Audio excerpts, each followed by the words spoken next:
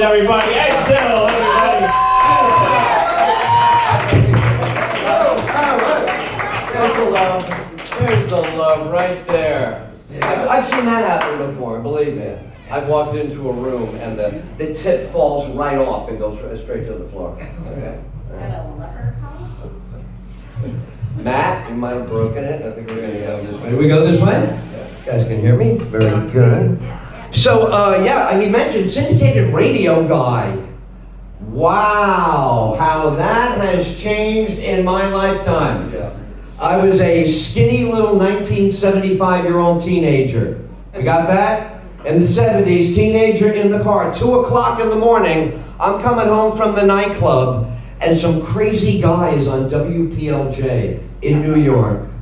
And I'm going, I want that gig. I don't even know what he's doing right now. It's a music station, but he's talking about President Nixon this, and the Congress that, and the protest. And I'm leaning into the radio, not even watching the exits on the highway.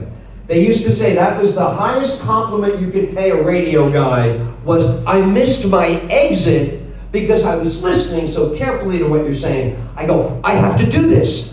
So I go home, tell my parents, don't worry, my career is all set. I'm gonna be on in the middle of the night, talking on the radio about whatever I think I need to say about whatever is happening in the whole society. And I'm 19. And I am ready for the job. When you're 19 and you're Edward Till at St. John's University, what have I done with my life so far, Mr. 19? Well, I got good grades. I haven't gone to jail, very big in the Bronx. Many have been arrested, many have been convicted, never even ridden in a cop car. Whoa. Obedient little Edward Till now just wants to straighten out the world because the world looks like it's having difficulties. Everything looks pretty clear to me. I'm 19, okay? I'm 19 in 1975. You have any idea what 1975 was like? You could walk down the street and not bump into a germ or a crime. Nothing! Just walking down the street, being a kid in the Bronx. Trying not to get my bicycle stolen, baby. That was item number one. What happens when you grow up on my street? Your parents work hard to get you that Schwinn, banana seat, high bars, the Stingray, the bicycle that's like a motorcycle, boom, boom. And you get this from your parents after a year of saving, but you get it on Christmas in the Bronx. Terrible weather for a bicycle. So you pull it out in the living room, which is the size of this mat, and you go back and forth on that bicycle. Wait till I'm out there. Wait till I'm out there. A warm day happens before school reconvenes. School comes back after the Monday after New Year's was when school goes. So, wow, a warm day during Christmas vacation? We're taking these bikes to Bronx Park East, off the block, to Bronx Park East. What happens in Bronx Park East? We ride like the world is all ours. 9 years old, we are whipping down the hill and dale of Bronx Park East for 35 seconds. Then we're surrounded by a gang. I'm stabbed, and my bike is gone. It's a little stab, don't worry. It's a little tiny mark, but it's right there. My mother went nuts. Edward! Edward! My father's like, get in the car. We're gonna find your bicycle. Get in the car with the old man. We go right down to Jerome Avenue, Yankee Stadium, land of crime and mayhem. He spots the bike. What happens to that bicycle? Anybody want to guess? The old man takes it back from the gang. I go, wow, they're gonna stab my dad. We're gonna be on the news tonight. My father swiped that bike from them so fast, threw it in the trunk of his Plymouth Savoy. Yeah.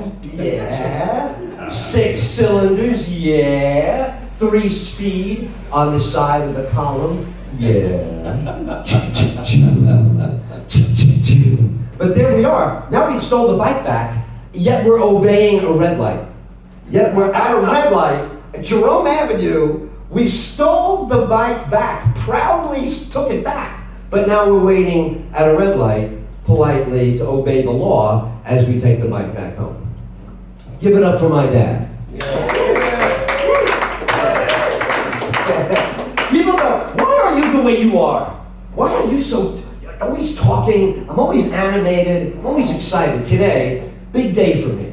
Having performed in New York City 20 years, maybe 22 years, doing it right now with you guys, second show of the day, I'm on top of the world. This has been the greatest life I could have imagined. I was on the air for 40 years, talking about everything under the sun and annoying people to no end. Then, when the radio business started to quiet down, I'm like, I could do stand-up comedy for guys like this. Look at this guy, he walks in, he doesn't know what's going on. You are welcome, nice to have you, and I think you are laugh-worthy in every way. Just take a look at this guy. Am I wrong or am I on something here? Come on, well, I'm on something, but I'm on to something, I think, with you. Welcome aboard. So, radio always ended at the exact same time every day. Oh yeah, you look up at the clock and you got 5 minutes left, you gotta say goodbye, you gotta bring on the next show. And I still had more. Hard to believe in the front row? Because you guys imagine the idea that after a 3-hour radio show, I still had more that I wanted to say and talk about and get excited about. Get really excited about great things and things that are interesting, fun to know about. So the show would end and I would finish the show in the hallway with my colleagues, run up and down the hall. You know what I should have brought up? And then I said, if I do stand-up, there's no limit when I'm up there. There's no commercial break. I will just be able to unload whatever is in there to these beautiful people. Not bad. Not a bad deal. So now you're on the express train with Ed Till. There are no commercial breaks, no intros, no outros. You are just in the middle of the maelstrom, and I love where we are. You guys loving it? Yeah. I feel you. You guys are fantastic. Then I like this guy bringing in his cocktails the way he walked in there. Yes, ma'am. A lovely forearm. I just want you to know. Beautiful. This gentleman has a very compelling voice. Are you an actor in some way? Wow. Because just that. Did you hear it? You heard it right there. Just one syllable from this guy. You're a one-syllable man. Fantastic. Welcome. So nice to see you here, being here. Now, look at this. I just want to show you what nature is capable of. Watch this. Father-son, right there. Take a look at father-son. You would never find the similarities. Would you see anything similar at all? They're different height, they're different build, but the father and I, old buddies. Radio buddies. He is the hero of the radio industry because what happens is 3 o'clock in the morning, his clock goes on. Imagine you, me, you and me, any of us, 3 a.m. and you gotta rev it up, baby. It's 3 a.m., you're going on the radio and you're Dan Gaffney, and you got the traffic, you got the weather, you got the crime, you got the baseball, you got the breaking news, the unbroken news, the news that hasn't even been news yet. You're supposed to know about it before it happens. That's what you get out of Dan. Give it up for Dan Gaffney, yeah, right there. So you say to yourself, stare into the camera just to frighten everybody. Let's do that. Yeah. So you say to yourself, what the heck comes after a guy like this, radio man, up at 3, knows where all the potholes are, don't take that road, watch your taxes, they're going up, who's the mayor, who's his daughter, why is she in the tabloids? That's this guy. He has a son, right there, stand-up comedian. What?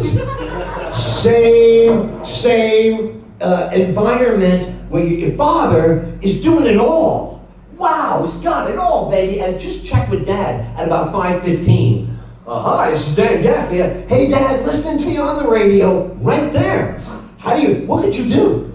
You can never go near a radio. How you ever gonna? But the microphone sets you free.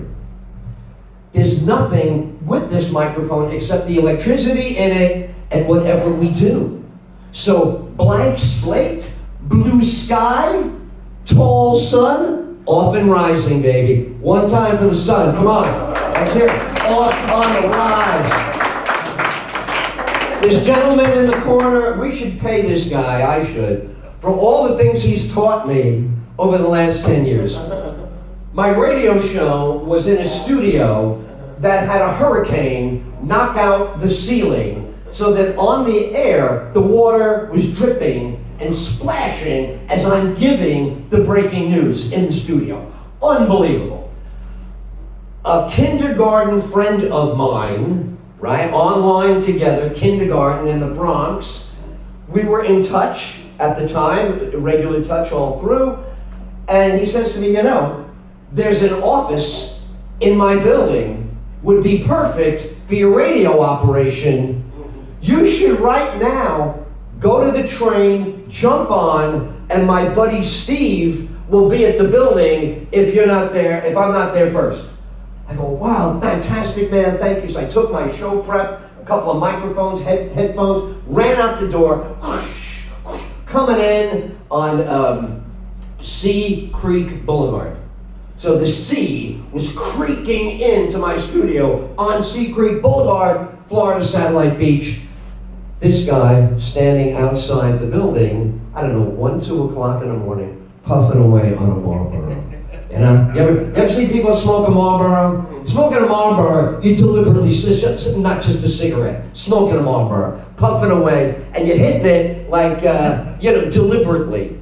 Whatever the thought is, you're working on a problem, you're solving something, you inhale as an articulator of the thought, so the smoke is coming out in thoughts and words. This guy, over in the corner, with the beard and the whole look he's got, right? He could break into your house or rebuild your house in this outfit. Am I right? Either way, rebuilds the whole house, genius architect, or he's just gonna, use the guest room for the night. So he's puffing out there, and I get dropped off, and now this is who I'm gonna be hanging out with, and I hadn't had a cigarette in a long time.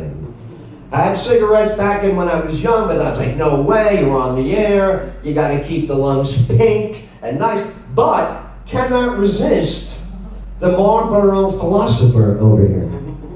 This guy knows sunrise and sunset 365 days a year, what crops, when you plant them, how you germinate the seeds, right? How you irrigate it, how you fence it. This guy's amazing. Could have his own civilization. So I feel tonight him witnessing the show is for all the nights that we argued politics. Yeah. That's it. We have not agreed on one thing since we met, I don't know, a dozen years ago, 10 or 12, whatever the hell it is now. It's a long time ago.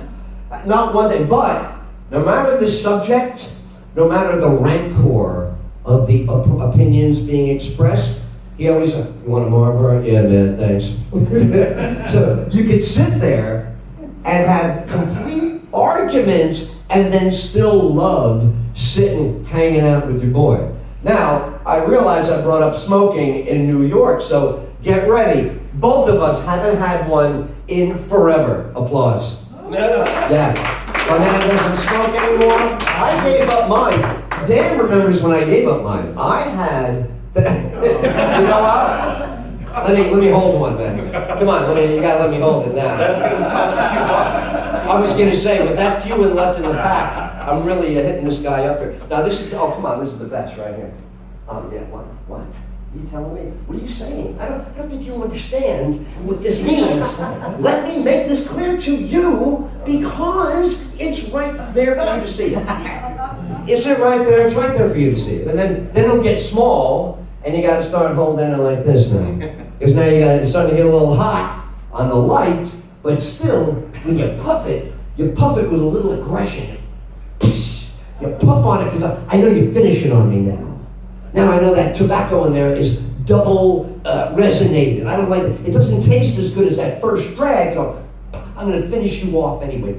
Then you flick it at the end. You gotta have the good flick. Yeah, got it. Gotta have a good, right? In life, if you have anything, have a good flick. Yeah. Yeah, have a good flick. Oh, beautiful. So, I don't know, where do I begin with you guys? There's just so much I want to share. All right, so I feel like I haven't said a word yet. Let me begin. Let me tell you guys something here. So, I got stuck in the house a lot for the COVID. And it wasn't just COVID. I was already a germaphobe, okay? I was not happy with the coughers that were at the diner, but because there was no COVID, it was okay to just throw your phlegm out into the masses and have us all inhale. I get all that. You know, I felt the same way, man. My eyebrows went just like yours, like two seagulls that got very confused, right? There's, why are they behaving like this? So today, I get off the subway. The light is beaming on the staircase, right? You're watching everybody get to the final step of the staircase. And what do you see? A guy coughing with a perfect umbrella of phlegm. And it came down over like 5 innocent people. I almost tackled them right on Fulton Street. Yeah. I almost took them out. I was like, I have to save you from the drop. Because remember droplets? I remember not knowing that word, droplet. Yeah, and then all of a sudden it's about droplets. So if droplets matter, I am the droplet king observer. You cannot get a droplet past me because I watch the light refraction. That's an LED bulb right there. That sets off a different prism depending on the viscosity of the phlegm. So I'm not messing around with this stuff, okay? They told me, oh, don't worry about it. So I do. I go on vacation from Dan's radio station in Delaware, and I go to Florida and actually buy a house. I've been looking to get a house down there, looking to retire. So get a house now, brand new, blah, blah, blah, ready to go. So I get this house, 1, 2, 3. I look at it. It was already built, so we get a little discount, and took it and got the house done. Come out of the closing of the house. Sitting at a restaurant with my ex-girlfriend, they're the most trustworthy, aren't they? You love your ex-girlfriends, man. Thank God in this world for ex-girlfriends. Unmarried here, okay? But several amazing relationships. Now, it is a bounteous feast of caring and compassion and all the things I didn't have in the original relationship. Okay, thank you. Somebody's gonna get that, right? If everything is so idyllic now, what happened to me? Oh, we don't want to talk about that. But here we are now in the cradle of the affection of the ex. So I'm at this dinner at the house, we're toasting, and all of a sudden I have difficulty drawing a breath. Just drawing a single breath. I'm like, what is going on? And I had flown 2 days before. Could I have picked up something on a plane that would come on like 1, 2, 3 like that? So we left the restaurant, went to an urgent care in the morning, came back to Dan's station in Milford, Delaware. It took 24 more days for them to break the germ. They put in one medicine, 7 days, nothing. 7 days of another. The third medicine was a $500 pill. I was like, this thing is going to kill me, not the disease. Monster. And it finally broke, and I got to come back to work. But it was right before COVID. This was like 6 months before COVID. So I don't know, you want to play conspiracy theory? It probably was on that plane because the symptoms were identical. So after that, germaphobe is what I become. And COVID hasn't happened yet, but I'm just not getting sick again. So when I see a guy in the supermarket around Christmas time, they got all the chestnuts out there, they got all the beautiful things that you put out for company. And here's a guy in the supermarket, and he's using his skin, fingers, right? Yeah. He's using the skin of his fingertips. You like those? Where the fingerprint is. Well, the curly Q. So he's using that, and he's sizing up the nuts. You believe this guy? He's sizing up the nuts with his hand, and he's talking about it while he's doing it. He's got the thing in his hand. Oh, these are good. Oh, these are ready. Oh, these are fantastic. You know, it's Christmas. You're not going to Caligula's house. Calm down. Right? I mean, this is Christmas. Let's not get all hot and bothered about the nuts that you're touching in the store. With your skin fingers. With your skin fingers. The skin on the inside of your fingers touches anything. You could open a door and have no idea who is inside that. Your fingers have seen it all. They have been a lot of places, and now they're touching the nuts that are for other people to celebrate the holidays with. These are holiday nuts. Do you understand what he's touching? And he's disapproving of some. What does he do with a disapproved of nut? When he's rubbing a nut, he's got this nut, he's going back and forth. Yeah. Oh, I don't think so. Now, what do you think a nut discard means? He puts it back in the pile. I looked over, I'm like, I'm calling the manager at the store. I said, this guy is touching the nuts. Would you watch him? With his skin fingers. And the manager says to me, no, he's not. I said, come over here. Stand over here with me. I said, watch him. You got to get down a little bit. Just head down like this. Now, watch him. I said, then watch his face. He's all judgmental on every nut he touches. And I'm going to bet you something called nano. Now you heard about nanoplastic. There's the word nano. There is nano sweat on that fingertip that he rubbed that nut with, and now that nut is now buried in a crowd that you might be handed on Christmas Day. Here, would you like some nuts? They hand them over to you. And there's one nut in there going, don't touch me, I'm ugly, I'm disgusting. But you won't hear him, because he's saying it in nut.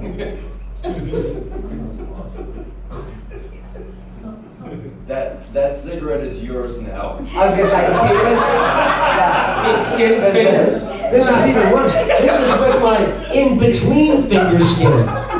This isn't just finger skin, it's in between. I'm not asking for that back.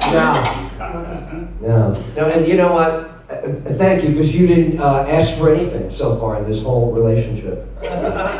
So far you haven't asked anything of Your me. skin fingers can have. And I feel the relationship has all been one way up to this point. Don't you guys feel it's been a little one way? Yeah. I feel like I'm putting everything in. What are you talking about? Give me a cigarette. Yes, he's got me on physical items, right? Physical items, he wins 1-0 this week. But I've been telling you my funniest stories. That's fantastic. Wow. So yeah, exactly. Wow. Oof. Boy, you need to see somebody after the show, dude.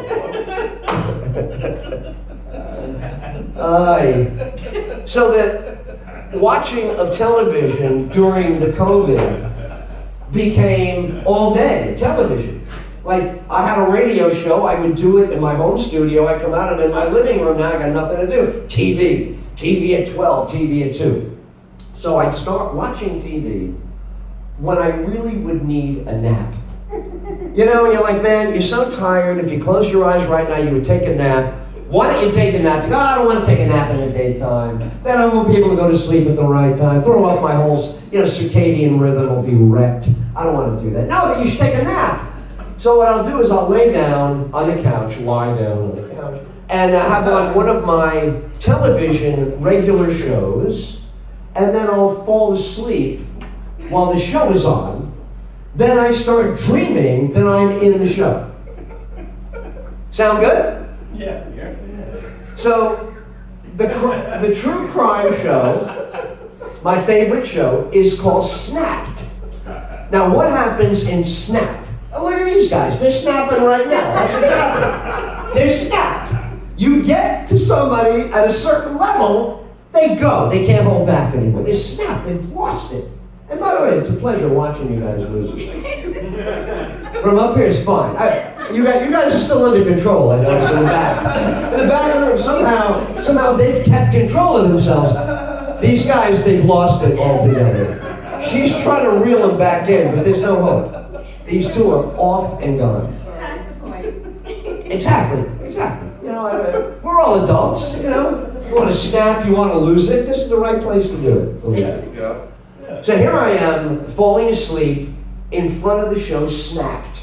And Snapped is about women who lose their mind from a bad relationship and murder their husband or boyfriend. Every show is the same. Mary Ellen worked at the bank. Everybody envied their marriage. But Bill's head was cut off, and she was found with a hatchet screaming on the lawn. It's always a woman who loses her mind, kills the husband. So I say to myself, you know, these are pretty interesting women. You know what I mean? They're not just the moment they snap. They have careers, they work at banks, they do things. These, other than the murder part, they would be eligible for me to date. These are the interesting women, and plus, you know, they're passionate. If they really hate somebody, they'll kill them. So I find these women very attractive based on the backstory before they do the murder. Oh, they grew up here, they worked at the community pool, you know, they sold Girl Scout cookies. They took a fencing class and used to run through all of their instructors, but aside from that, these are nice girls. Now, they've been sentenced for the murder of their husband or boyfriend, and there they are right on TV. Beautiful mugshot, but very attractive mugshot. They got the orange jumpsuit on. And I say to myself, what's that release date? Who's gonna be waiting for them when they get out? Nobody but me. Nice. And upon release date, I rent usually a Corvette or a Jaguar. Usually. Pull up to the... I'm not taking them in my car. They're not getting in my car. They're fucking murderers, right? These girls will fucking kill you, so you're not coming in my car.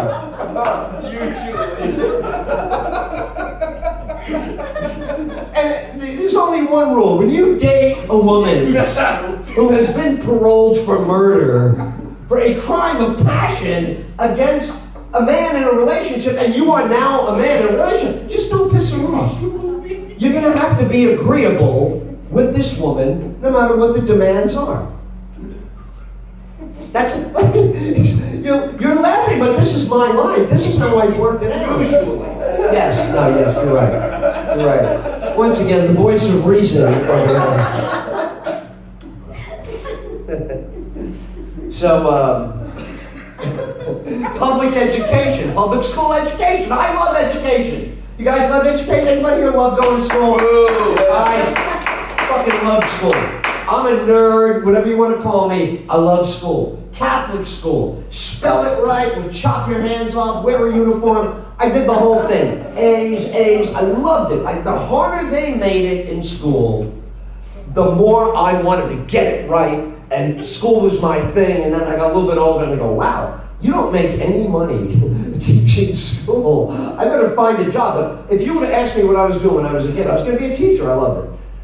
Well, you might know, you might recognize what I'm about to share with you as one of our social ills, so they say. But beautiful, middle-aged, Rubenesque, gorgeous, sexy teachers on Friday afternoon are inviting some of the football players to come down to the band room and do shots. What? Yeah. And one shot leads to one bra strap comes on. Another shot, and we got Mrs. McGillicuddy in the high tops, you know, dancing for the boys on the piano. And we, as boys, when we were boys, we would have done anything for this to have happened. We couldn't imagine that a hot, grown-up teacher would like to do shots with us on a Friday afternoon and start making out. And before you know it, two of us are making out with her. And before you know it, she's become the triple teaming teacher. And the boys are losing their mind. How could this have happened? What did we do right that God let this happen and brought this woman in here? What force of nature would let her show us her stuff? Let us touch it. We're allowed to touch it. Then we can go up and do stuff to it that we don't even know if it's the right thing to do. But we can do whatever we want with Mrs. McGillicuddy on a Friday afternoon. And you say, well, hold on. Some kid just called the cops. Right. Don't tell me you called the police to put a stop to this. Do you know that this is something we've been waiting for our entire adolescence? It is finally happening, and you called the authorities to stop it? Well, my mother says what she's doing is wrong. Let me check with my penis. Hold on a second. Now, apparently your mom's wrong. There is nothing wrong. This is fantastic. And they say, oh, no. This is actually a crime. This is an assault on these boys right now. Your mind explodes. You know that Black Bart is in all the cowboy movies, and he's a bad guy. And you know that the Joker and the Riddler, those are villains with Batman. But you've never heard of a villain that would let you fondle their bounteous breasts and stare as long as you want at their naked body. Oh my God, this is so great. How come she's not stopping us? I don't know. Then the sheriff comes in, and they all get arrested. And they say, boys, this was very, very bad. Never mind what she did. You boys should have known better that this is wrong. Don't you boys know what this is? And in unison, we all said the same thing. Nirvana.